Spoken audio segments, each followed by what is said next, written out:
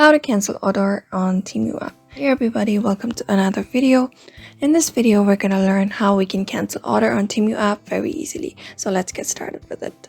First of all, open your Temu app and then you need to go on this hue option in the middle. Here you can see your orders option. So if you have made an order, you will see your order being processed, or you can see this all orders processing on the side. Just tap on that and you will see the product that is being processed that you've ordered.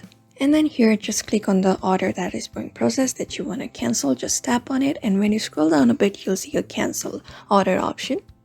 Just go ahead and click that order and tap on cancel the order and go ahead and select it. After that, click on next, and you need to select the reason for the cancellation. Choose the reason that applies to you and then tap on next, and your order will be in process of being cancelled. After some few minutes, your order will be cancelled. Just go along with the process and your order will be cancelled very easily. So thank you for watching this video, and I hope this video was helpful to you.